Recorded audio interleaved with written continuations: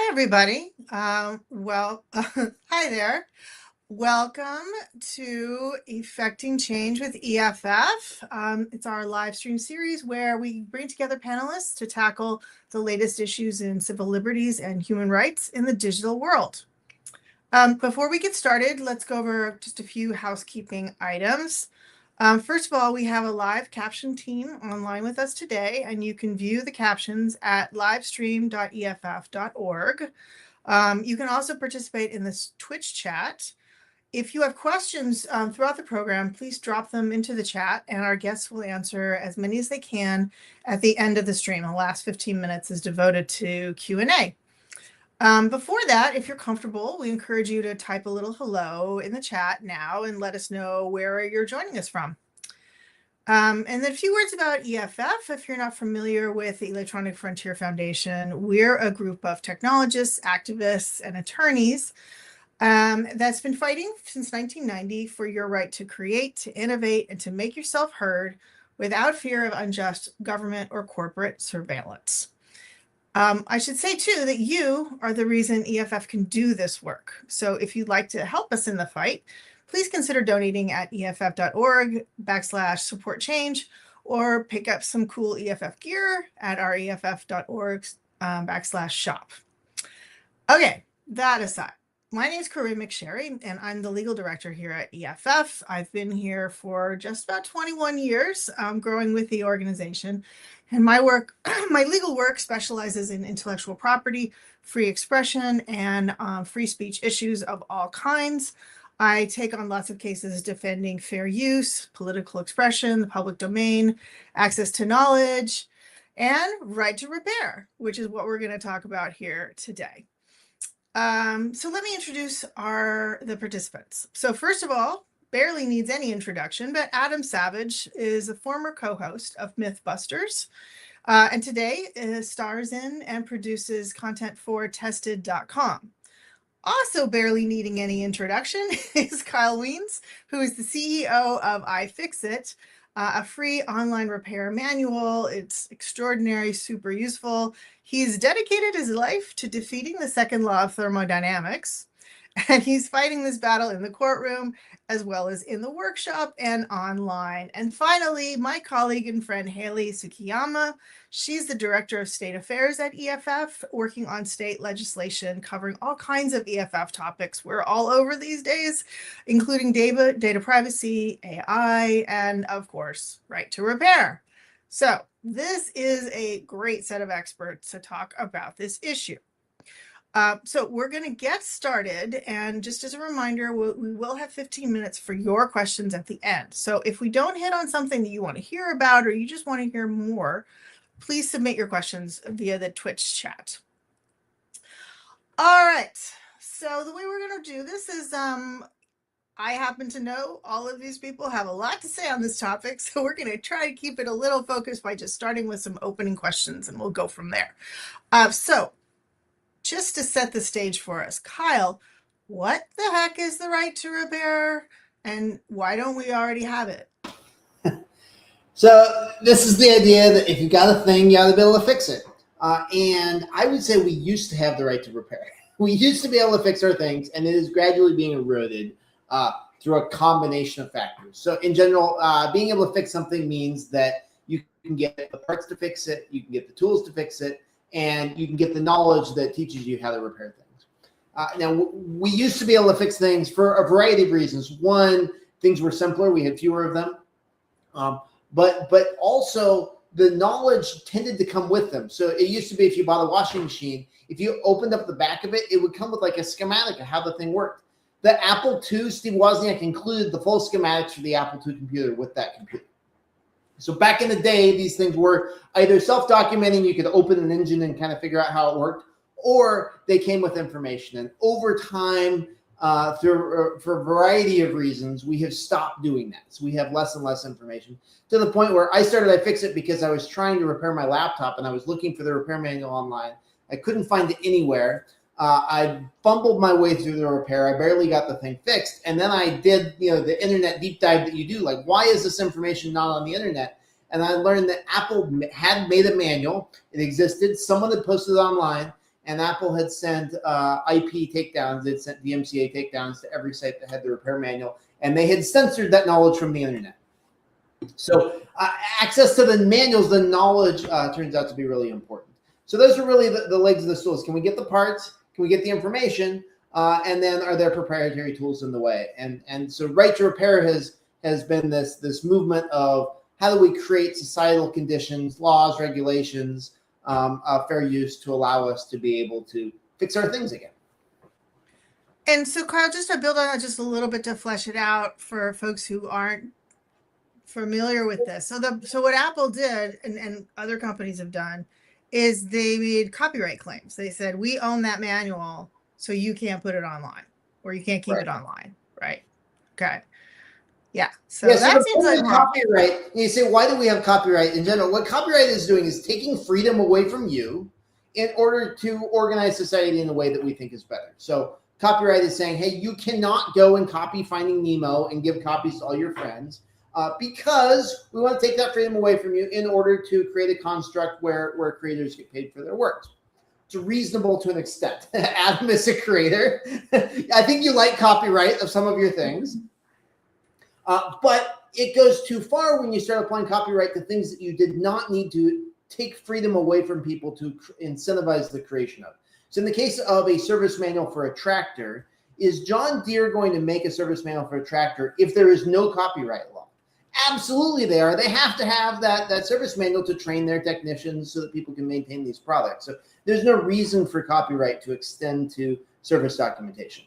But you get these large corporations, and what they're really good at is self-preservation and protecting growth at all costs. And they go and they look at the legal tomes. They say, what are all the laws out there that we can use to protect our existence, protect our kind of rent-seeking monopolies of the repair world, and copyright is an easy tool for them to reach for. So our goal in the Right to Repair campaign has been to make it politically untenable for them to use copyright law as a weapon like they have in the past. And now we've seen, I mean, so this was 20 years ago when I started, Apple was sending takedowns to people posting service manuals. Now we've passed a variety of right to repair laws, and Apple's actually posting the repair manuals on apple.com. So we are starting to inch our way back toward a world where things are fixable again. Excellent. All right. Then Haley, I'm going to throw this one to you now because I think we just set it up pretty well. But so why does EFF care about this? Like, we're a civil liberties organization. That's what we do. So what's the overlap between civil liberties and like farm equipment? Help me out. Yeah. So I would say zooming way out, right? EFF believes that technology should work for the user, right? The everyday person. And like digital locks and use of copyright to stop people from being able to, people buy things to do things. And so to stop them from being able to do them, like that's not what we're into, right? Right to repair is actually one of the issues I came to EFF with like a real deep passion for before I started. Like I used to be a consumer tech reporter, and I would hear a lot from readers who were just saying like, I'm struggling with this thing. Like I dropped my phone, like, you know, it's so expensive. I can't afford to replace it. I can't afford the time to go and like try and get an authorized replacement. Can I just go to this guy down the street? So to me, this is really about like letting people have the choice to find solutions that work for them and have the autonomy, right, to have that kind of choice. So farm equipment is a great example of a way that like, you know, sort of digital rights applies to like way more than just smartphones and laptops and sort of the general slate of electronic devices that people think about usually. You know, if you're talking about a tractor and someone is limiting your ability to repair that tractor, if you're a farmer, that's a huge investment of capital that you have to make, you know, on a regular basis. So you sunk a lot of money into that tractor. And then if you have to wait for someone to tell you that you can repair it or wait for someone to come out to a rural area, like that's your livelihood. That's like literal money that repair is keeping you from earning. That's, you know, crops rotting in the fields. And I will say, you know, this week, a settlement between John Deere and the FTC says, among other things, that the company can't retaliate against people who make their own repairs. And I happen to know my husband has a family farm in Mississippi. And like after they read that news, there's a guy working on a tractor in Shelby, Mississippi, who was not working on a tractor last week because they were scared to do it. And so these things really, really matter to people in their everyday lives. And, you know, so that's why EFF cares, right? It's about sort of empowering people. Even in my own experience with repair, like I had a broken key and I like got that iFixit, you know, that little, it's like a guitar pick. You like pop it off, you get the new key and you pop it on. Like that, there is a thrill that comes with that sort of autonomy. And that's really, to me, so much more about more than the right to repair. It's about critical thinking. It's about questioning received wisdom. It's like finding things out for yourself. That gets a little outside the EFF work of digital civil liberties, but to me, what is so important about EFF in this space is making sure that technology doesn't hinder that sort of very important feeling and that very important sort of urge that I think a lot of us have.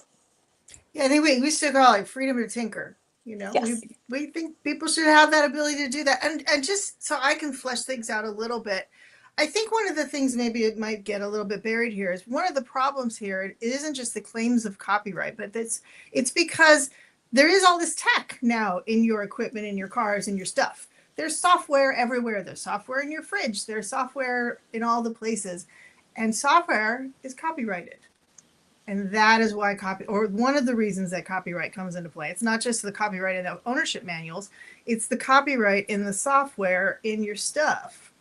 And once you've got, you know, I remember going to a conference a few years ago myself, and it was of farmers and farm equipment folks. I went with Kyle, and I had to say, like, I am so sorry that you have to talk to a copyright lawyer. You should not have to talk to a copyright lawyer, but here I am. And I'm sorry about that. But hey, Adam, but you're like a big time copyright owner. You like what? Don't you like copyright and don't you like ownership? Like help me out here. And from the perspective of someone who's maybe on both sides of this, like I think of this as kind of like digital ownership. So why do we want that? And listen, at the front, copyright and ownership are great. The Copyright and Patent Act are excellent additions to our Constitution, but they both make it clear that they exist for a limited time to benefit the creators, but they both include the understanding that after that limited time, culture wants that information, that passes, those useful arts pass to culture. And when you have, so as a small business owner, my company tested is 7 people. I absolutely love copyright, and we protect our brand. But at the same time, there's this American corporate idea of control, that you want to control your brand, and that control leads them to actually tell you you're going to violate the warranty if you open this thing up.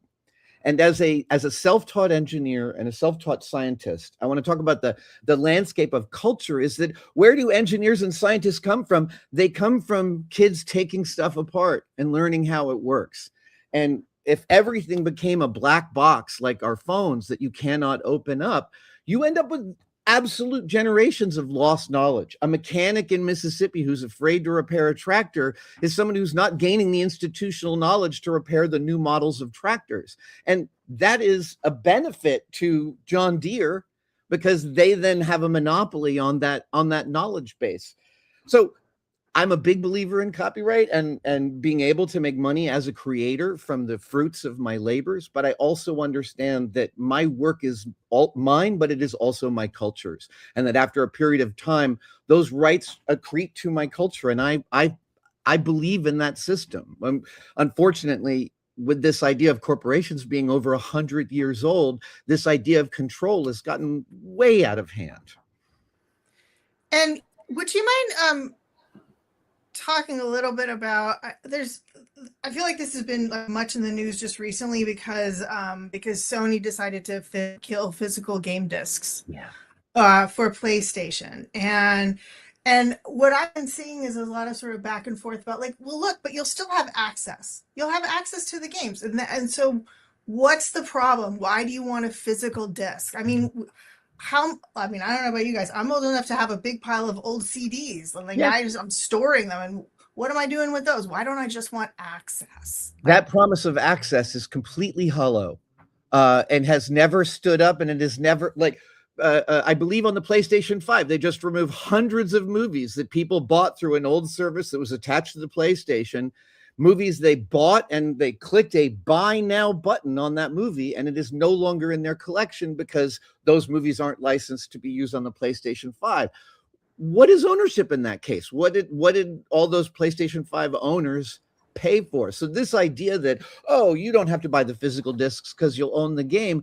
One of the other aspects of right to repair is our products that get discontinued, especially medical products. There are people with cochlear implants where the company that made them went out of business, and they don't have the right to actually make them work again.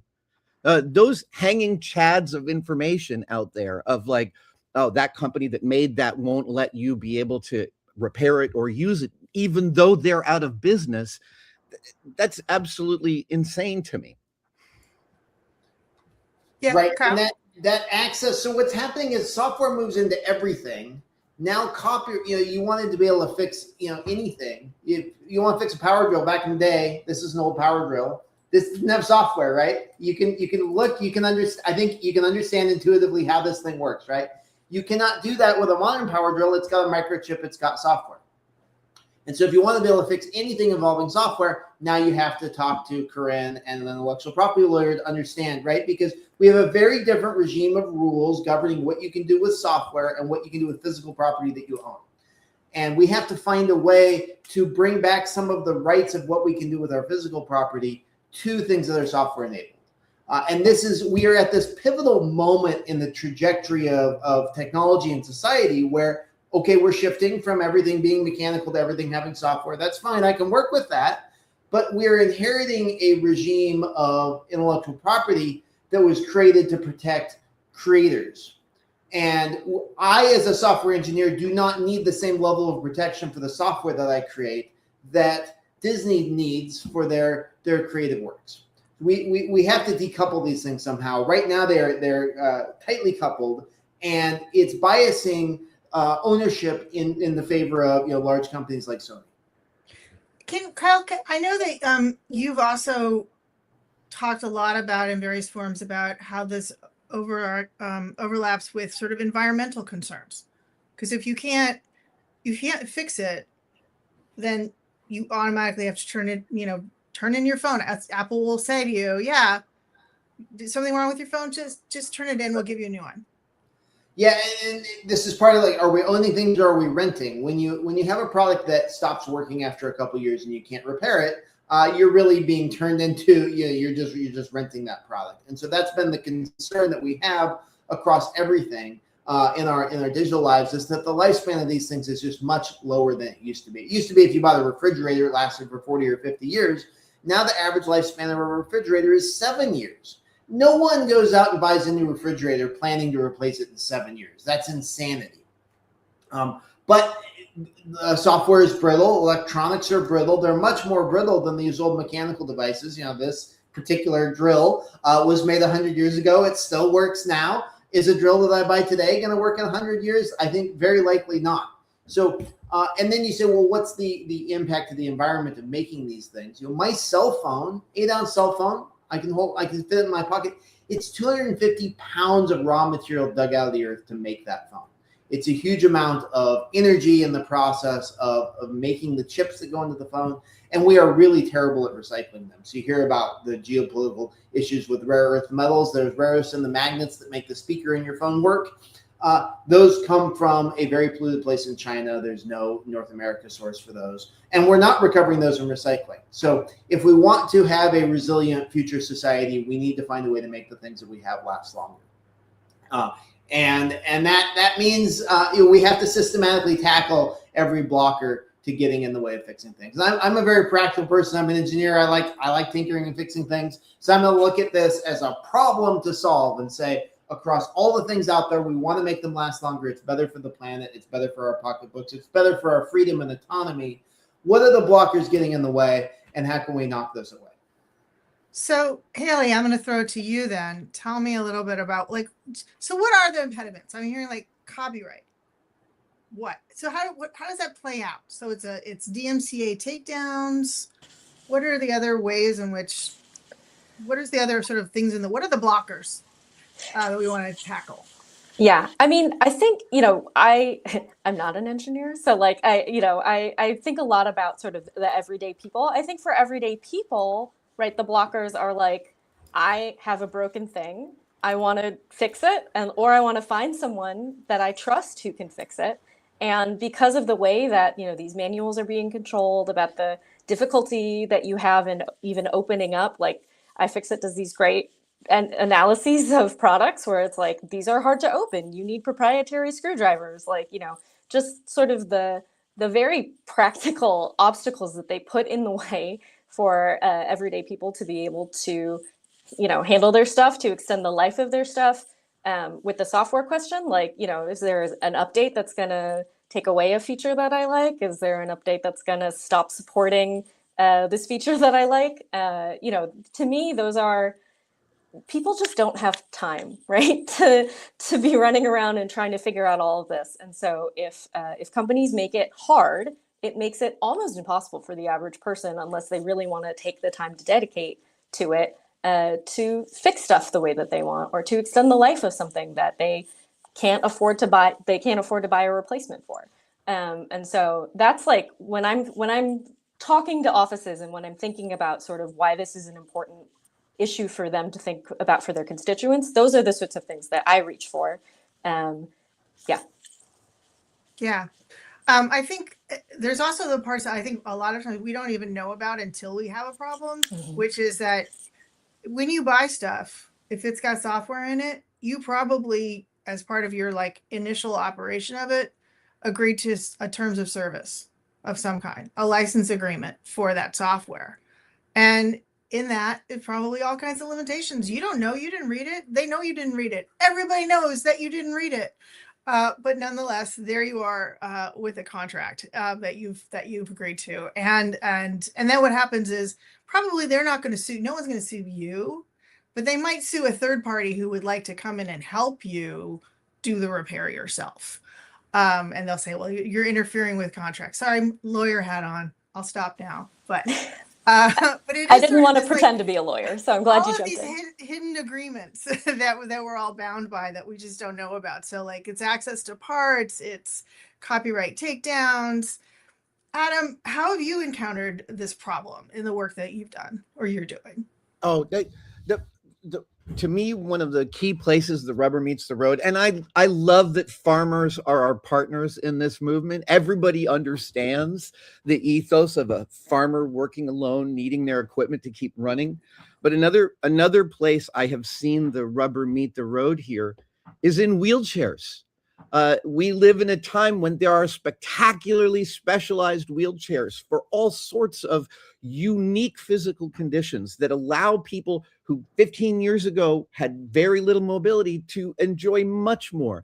But when those wheelchairs break down, the companies that make them often make them so hard to repair, it can take months for a simple problem because it's a closed box.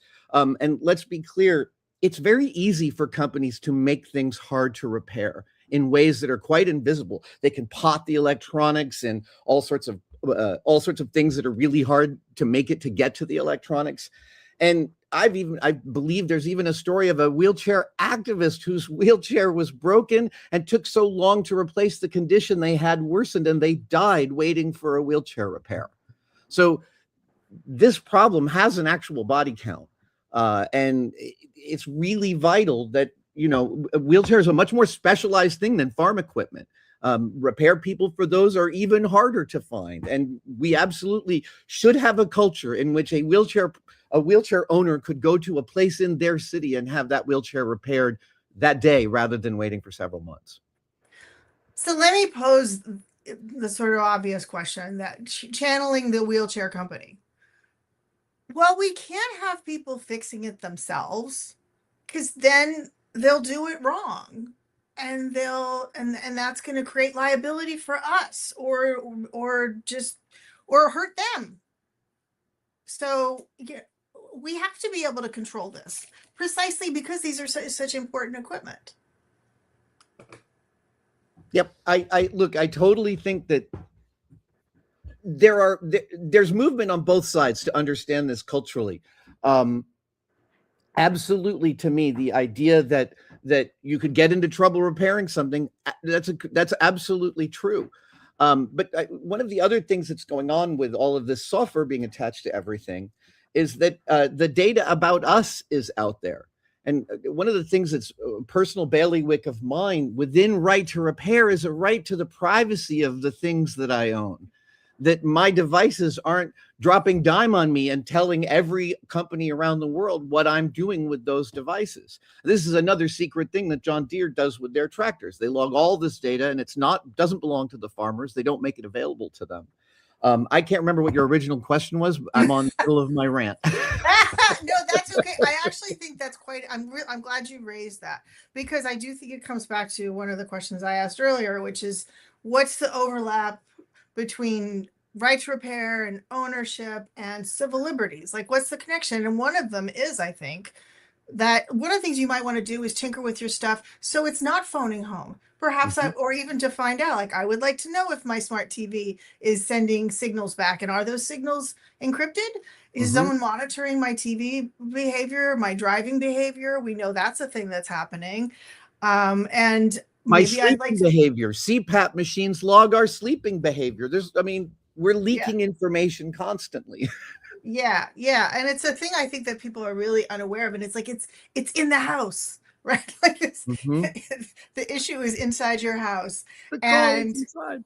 but there's but the other thing too, and I think iFixit tries to facilitate this, and other organizations do as well. Like, there are lots of people, more than you'd think, because we hear from them at EFF, who actually know how to do stuff. They know how to tinker with their stuff, or they have friends that do. And so it's sort of like, and I think, Adam, you were kind of getting at this a little bit earlier too. There's this sort of like progressive, like, disempowerment, where it's like we're getting monitored in all these ways and we can't really do anything about it. And right to repair is kind of a way of helping you be able to do something about it yourself and giving sort of individuals that power. Well, and speaking of that, when useful tools come up to be able to analyze our equipment, like something like the Flipper Zero, which is a useful tool for analyzing all sorts of different pieces of equipment, corporations go bananas over that. They're terrified that the Flipper Zero is somehow a car stealing tool, which it is no more a car stealing tool than a hammer is, within reason. And these tools for analysis get turned into, they get demonized by the corporations that don't want us using them to analyze their equipment, because a lot of times when you use stuff to analyze a piece of equipment, it's not up to the specs that it's telling you it was. But there's no way for you to know that unless you have access to these rarefied pieces of equipment. Right. Yeah. Kyle, I feel like you want to get in on this. Well, we have to find a way to open up tinkering again, and it's about ownership for us. It's about enabling the smart, creative fixers, the wheelchair folks who want to be able to repair their machines. But it's also about creating an economy, right? If you think about Main Street America, is a post office and an auto mechanic. And that the ability to maintain and take care of our things is integral to what makes societies resilient, when knits people together. There's an amazing book called Shop Class of Soulcraft. Matthew Crawford he got a PhD in philosophy. He did the think tank thing in DC for a while, and he found that his life was just empty and it didn't feel like it had meaning. And so he quit, he left, and he started a motorcycle repair shop, and he feels like he's part of his community. And his neighbors are bringing him their bikes to fix, and then he's at the football games with their kids, and that's the connection between us and our physical things is a large part of what makes society work. And so I think the question, well, what is a digital civil liberties group do in the mix of this? Well, we are shifting to a world where there is software, right? Where there's software and everything, and so we need to find a way to make tinkering possible in the age of software. The problem with repairing these wheelchairs is not necessarily a mechanical problem. It's that there's an app that you need to calibrate things. Let's say the weather changes and you want to change the different tires. And then you need to change the diameter of the tires, right? There's a setting in the app that just, tiny little software calibration. That software tool is not available to wheelchair owners. It should be. And so we passed a right to repair law in Colorado that requires the wheelchair manufacturers to make the tool available. And so if you live in Colorado, you can get access to this app. And it's a great app. Folks are very happy with it. If you live in California, we have not passed a right to repair law that covers wheelchairs in California yet. And so you are out of luck. And that's the sort of equality. That's the fight that we have to have. And unfortunately, we're having it kind of category after category. We have to fight for wheelchairs separate from tractors, separate from cell phones. But really, this is a broad issue that has to do with the transition of products from non-software to software, and therefore from no IP to an IP-regulated regime. And if we aren't out there fighting, advocating for this, the default is that we're going to have these Disney-era, copyright IP laws applied to all the physical products in our lives.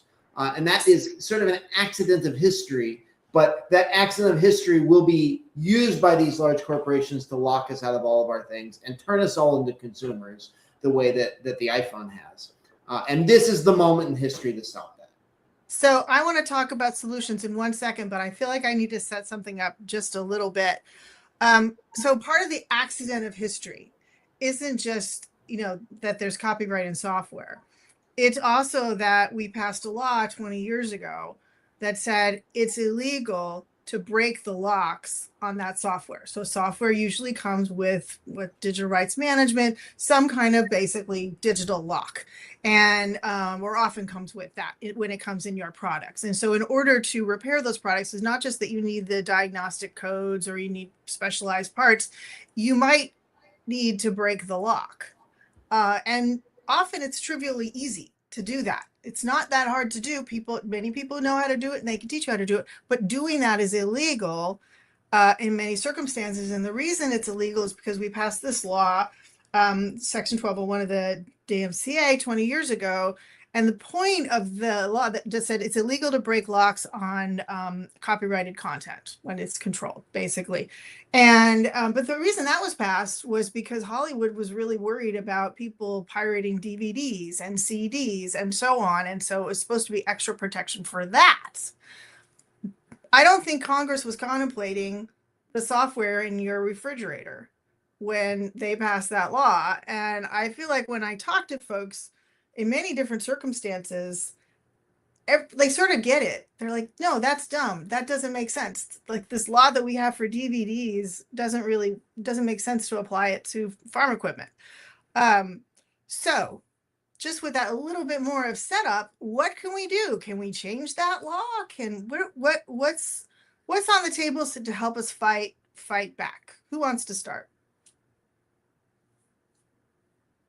I wanted to talk about one of the key ways I think culturally is a reassessment of what ownership is. We've been hearing the news stories about car companies starting to put things like heated seats behind a subscription wall after you've bought the car. That begs a really important question about what I'm buying when I buy a product. And if they can turn on and off software features of that product after I've bought it, I feel like I feel like no one would disagree with me that that's a very weird idea about what ownership actually is. And I feel like the sense of what ownership is where the rubber meets the road with this, about how we control the products that benefit our lives, that we can use to benefit our lives, and also that we can improvise with. So many important discoveries are using tools and materials and equipment for things it was never intended for. That is almost the soul of Mythbusters. Right. And that's a feature. It's not a bug. Indeed. Right. All right. So what else can we do? Because there's a movement. It's underway. What's happening? Haley, talk to me about states. Well, I see Kyle also muted. I'm going to set Kyle up because, we got to work together in a lot of states and have made, really, I give all credit to Kyle. Have made a lot of progress on sort of the, making sure that people have the right to access tools and parts and information so that they can fix their electronics and their appliances.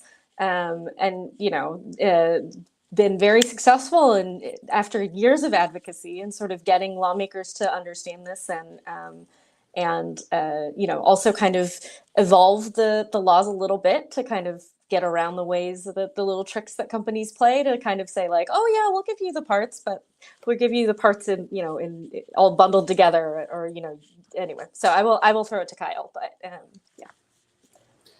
Yeah, so we're tackling this on a few different fronts. We are passing right to repair laws around the world. We passed 10 across the U.S. About a third of people who live in the U.S. live in a state with a right to repair law. We passed in California, New York, Texas, a whole bunch of other places. And those laws say, hey, if you're going to make a complicated product, you have to make the parts, tools, and information available to consumers, the exact same information and parts that you make available to your repair network. So if a manufacturer has a repair network, you can have access to it. And almost every manufacturer has agreed to apply those laws nationwide. So effectively across the U.S., we have those right to repair laws. It even helps people around the world, because if they're sharing the repair manual online, that Samsung posted a repair manual in the U.S., they're not blocking people in the U.K. from accessing that. So we're creating this ratchet effect where access to information is improving around the world. That's awesome. That helps in terms of equality of repair with manufacturers. But what happens if you want to be able to do a repair that the manufacturer never anticipated? Someone was posting in the chat about using Kobo. They're taking these Kobo e-readers and using them as controllers, I think, on model airplanes or something, which sounds awesome. Probably not in the design brief for this e-reader. And so they want to be able to jailbreak the e-reader. Well, in order to jailbreak that, you have to break a digital lock on the e-reader that's protecting access to a copyrighted work. In this case, the books that are on the e-reader. And so we have applied with the Copyright Office for exemptions to DMCA Section 1201 to be able to jailbreak these things. And in many cases, we've gotten exemptions to be able to make your own jailbreak. So if you're a software engineer, you can jailbreak your own products. But what we would like is to be able to legalize broad tools so that I could give you or sell you a tool for jailbreaking your e-reader or your PlayStation, whatever it is. And in order to fix that, we have to pass a law at the federal level. So EFF and iFixit have been working together on this for at least 15 years. Trent and I have been trying to solve this. We've both testified in Congress on this. We've both been intensely frustrated that we haven't solved it yet. But there's two thrusts. There's at the state level right to repair laws to guarantee access to the manufacturer tools, and then federal laws to legalize our ability to make and distribute tools for fixing and repurposing all kinds of products. So I want to get into that a little bit more, but I keep coming back to feeling like this is such a no-brainer. So why haven't we reformed Section 1201 yet? What's Congress's problem? Well, it feels obvious. I want to point out, I think, Kyle, you and Haley know much more about this than I do, but I mean, within the passing of right to repair laws, there's also been our enemies are very arrayed and coordinated against us, because a lot of right to repair laws, when they get passed, the companies come in between the passing and the signing of that legislation and seek very hard to weaken it in every way they possibly can. It's very important to them that this not pass, and they don't want this discussion. I agree with you. As soon as you engage the average person in this discussion, you're right. It is a no-brainer. But it requires proselytizers like us out in the world telling people that this is a big problem and what the long tail of that problem is. Yeah. Well, okay. But there is one thing, which is timely because it's coming up in this fall. So we're still before we fix 1201. Someday it will happen. But because it's also unconstitutional, by the way. But that's a separate conversation. Maybe we'll have time for. But there is built into that particular federal law an exemption process. So they built in sort of a safety valve that says, sure, is 1201 in the way of this thing you want to do with something that would be a lawful fair use, so therefore lawful under copyright, and you just need to break the digital lock to do it. And just so people know, repair normally would be a fair use. Like almost everything you're doing, it would be lawful under copyright, except unless there's some impediment, like a digital lock that you have to break along the way. So there's this exemption process. Who wants to tell me about it, and why is it not good enough? Sure. Okay, so every 3 years. Every 3 years, we go with our hat in hand to the Copyright Office and say, please, sir, can we please fix our cell phones or our game consoles or whatever it is? And a handful of lawyers at the Copyright Office decide whether you can fix your things or not. And we went, I think this, 12, 15 years ago, and asked for the ability to unlock cell phones so we can move them from one carrier to another. And the Copyright Office said, no, you can't unlock cell phones. And so then we went to Congress and actually got Congress to override the Copyright Office, which is pretty cool. So it's legal to unlock cell phones. So you can move it from AT&T to Verizon. Cool. So then every 3 years after that, we applied for more exemptions. We applied for tractors in 2015 and said, hey, farmers would like to be able to jailbreak their tractors so that they can fix them. We had to pull together all kinds of evidence. We went and interviewed farmers across California in English. We submitted testimony to the Copyright Office of Farmers in Spanish and in Central California, talking about how they couldn't fix their tractors. They gave us permission to do that.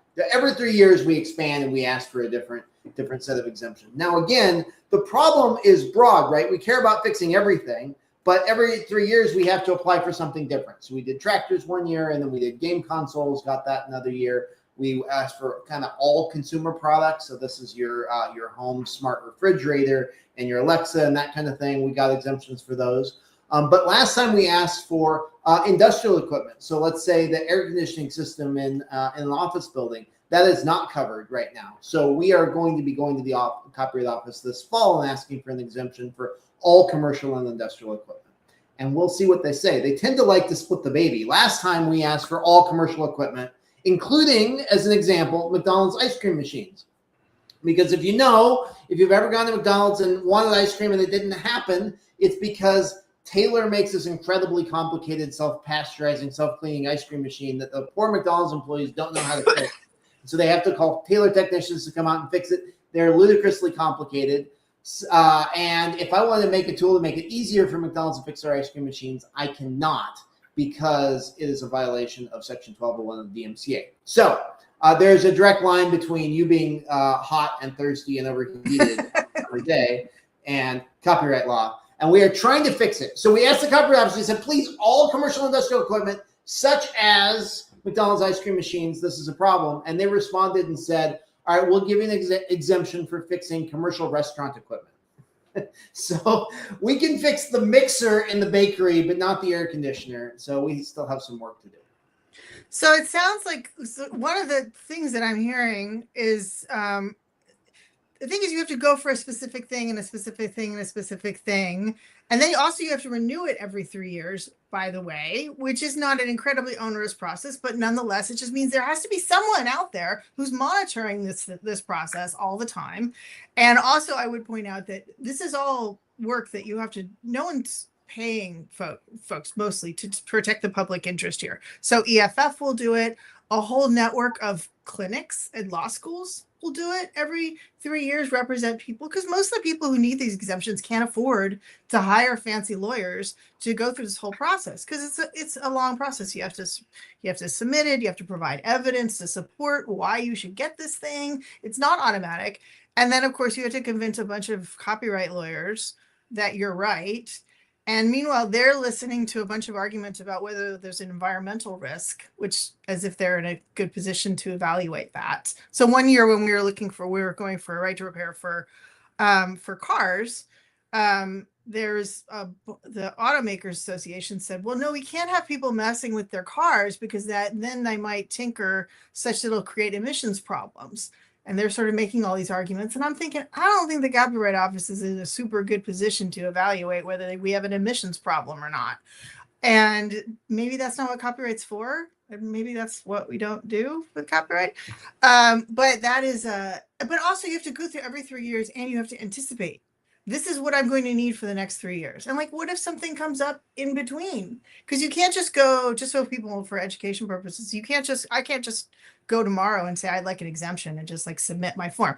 I have to wait until the process opens. And then we jump in to that little window and hope we get the thing that we need for the next 3 years.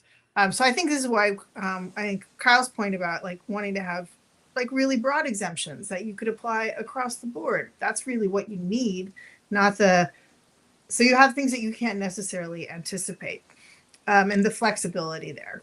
I wanted to say, speaking of restaurant equipment, I just had this occurrence where I have a plancha, a an electric hot plate in my house because I like cooking certain things on it, and its heating element went out recently, and I girded my loins for looking up its service manual, found it within like 10 seconds, figured out the part number, ordered it for $75, and repaired my thing almost immediately. Now, this plancha is an expensive item. It costs about $1,000 new.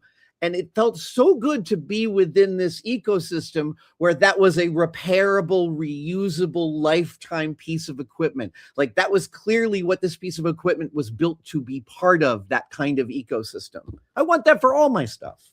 Yeah. All right. Well, I I was just gonna add, you know, like you were talking about how non-responsive, right, this system has to be, and you know, like as just as an example, like, oh, there was a pandemic that none of us expected, and there was a bunch of medical equipment that people couldn't fix and really couldn't have any access, or they had no avenue to fix. And so you know, I just, to like underscore your point, like I think these are devices that people rely on, and that we really need to be able to make sure that it can be a very easy thing to fix them, because when we're without them, we're in real trouble. Yeah, that's a really, really good example. It was like a persistent problem throughout the pandemic. And if people remember, just a few years ago, particularly early on, there was like all kinds of rules about even getting into hospitals. So let's say you are the person who knows how to fix the thing. Can you get in to even fix the thing? Wouldn't it be better to be able to just empower people actually in the hospitals to do their work and do their work more effectively?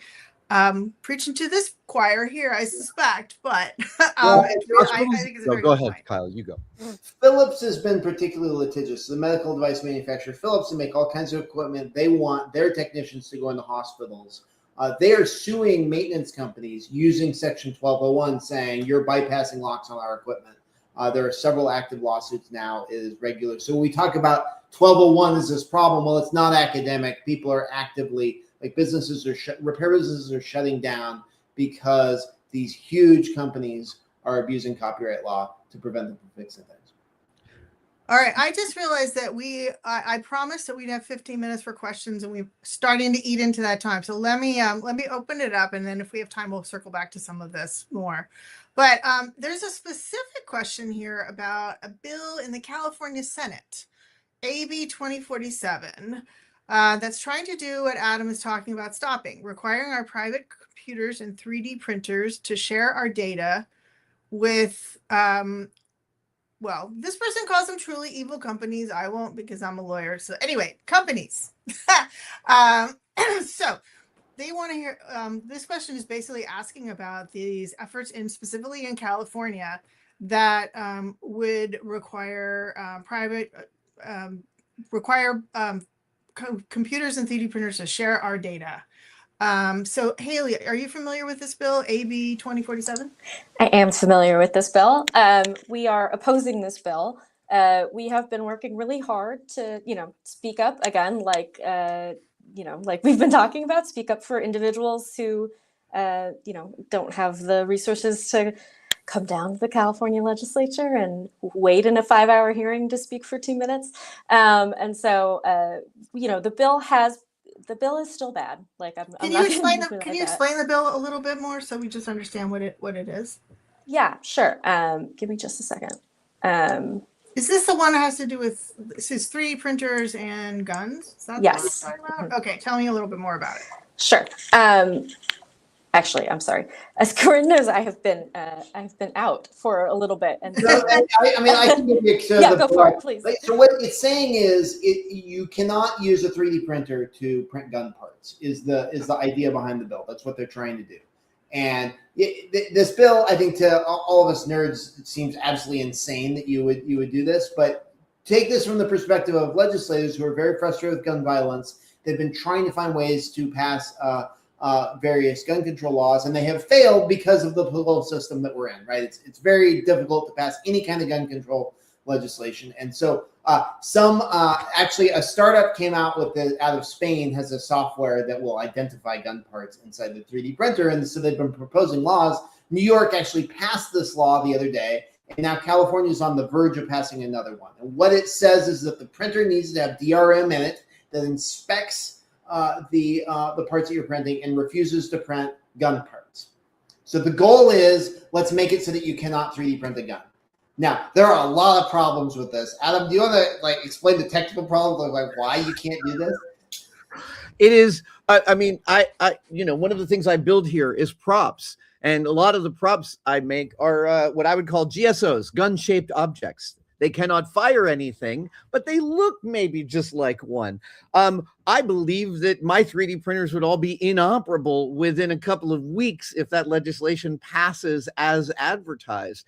And that's ludicrous. This is the idea of are you going to control or make legislation that goes after the person breaking the law or that affects absolutely everyone in the world? That's what this legislation is attempting to do. It's attempting to look at everything that anyone in that state might want to 3D print and somehow staunch this.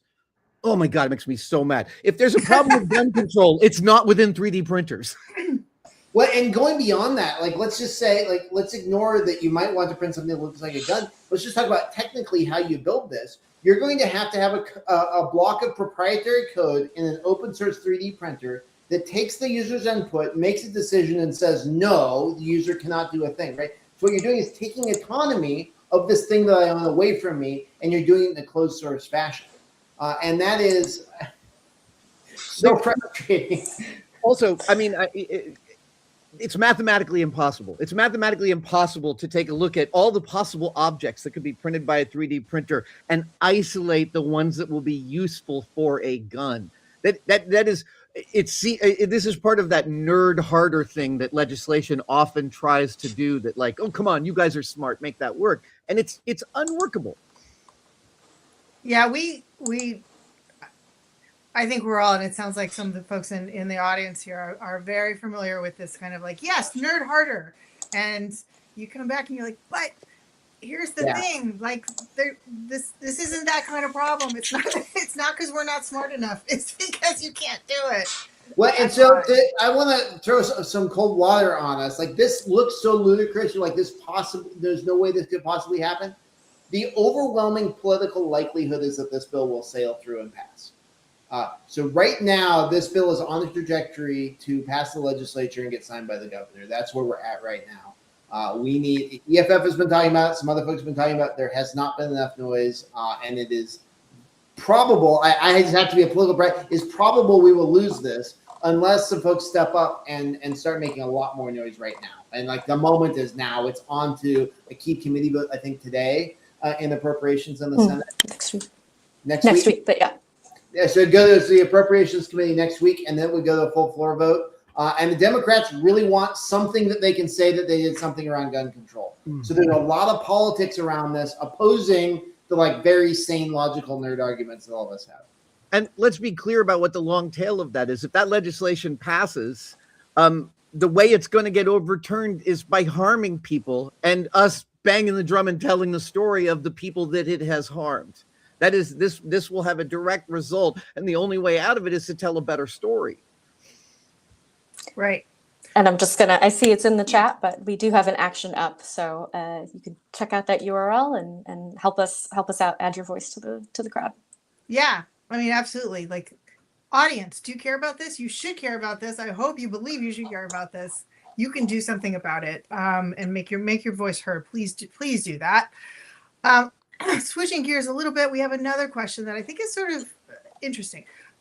So the question is, I have a question about cheap parts that feel designed to break when you try to repair something, like cheap screws that strip immediately using glue.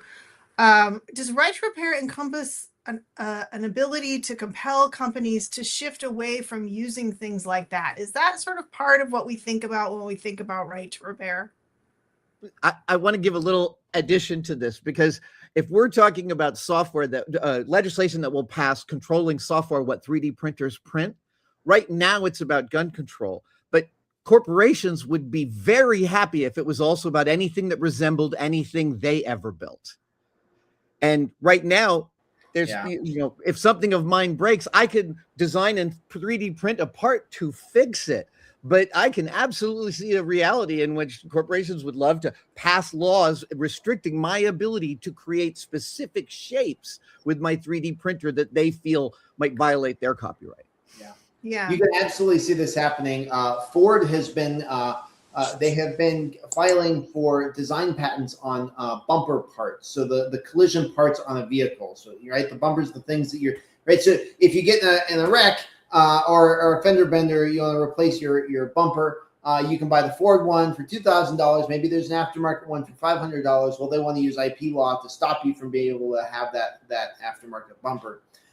Same kind of thing. So yeah, to get to the core of your question, are we passing laws to stop people from making cheap crap? No, we're not. I don't know how to do that. I think it would be interesting. It would be tricky. I think the free market is better at handling that. What we want is the companies who make quality products to float to the top, and the companies who make cheap crap to get pushed out of the market. Hopefully that works. Hopefully we can use our individual purchasing preferences to buy better products. But then when things do break, you have a plastic knob on your stove. Absolutely, let's 3D print that. Let's create a marketplace. And we do. You can upload 3D printed parts to iFixit, and we'll share, and you can download and print them. And we'd like to. Yeah, I mean, I do think that right to repair encompasses in two senses. One is like enabling you to not be stuck with that cheap thing. You can replace it with something better, maybe that you use a different kind of technology to build for yourself. Also, I think it's when people have the right to repair, it creates some pressure on companies to do better, because people get annoyed by it, right? Their customer, if you don't feel like you can do anything about it, right, then you won't discover the cheap thing that's in the way of what you're trying to do. But when people are empowered, then they start complaining. And I think that kind of takes us back a little bit to some of what we talked about at the beginning, which is like, are we going to have a culture where where it's just access culture, it's rent only culture, it's where we're not owners with our sort of ability to pressure anybody, right? Because we don't have any power to do anything. Or are we going to have a culture where we have real choices?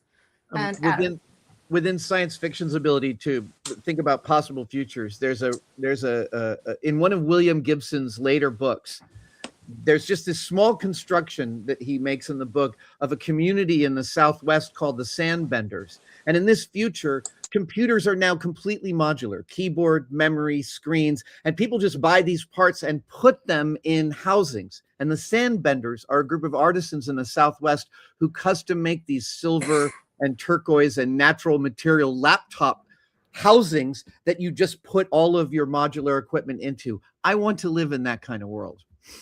Yeah, me too. All right. Well, listen, we have 1 minute left, and I want to throw this question that's from the chat. I want to throw it to the group. Okay, we all get it. Good for us. How do we reach the normies? By which I don't want to just call people normies. How do we reach like regular folks who just don't realize this is a problem? We've been doing this with legislators. So legislators are not generally technically savvy. So we talk with them. We just talk about the pain that people have. Hey, the last time your phone broke, was it a pain to fix?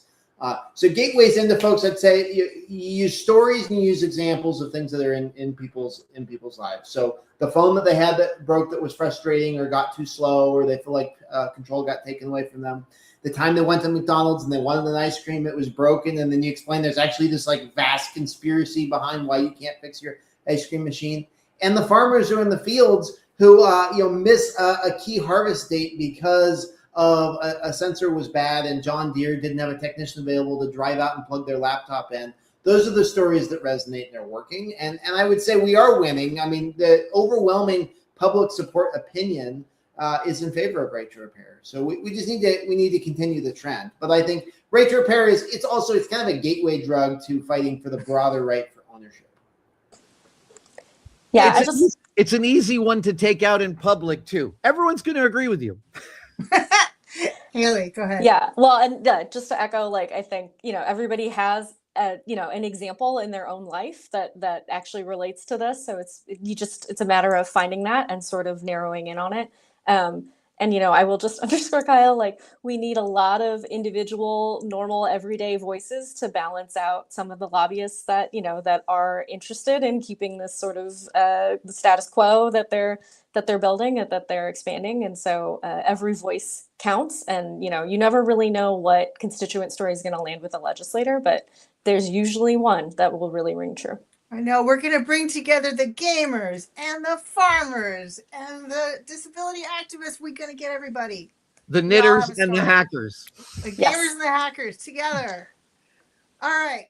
Well, we're reaching 10 o'clock, so I'm going to close this out. Thank you all. Thank you so much to our guests. And thank you also to everybody who joined and commented. It looks like it was quite the spirited discussion over there. So that is awesome. Thanks a lot. Thank you. Take care. Bye, everybody. Thank you.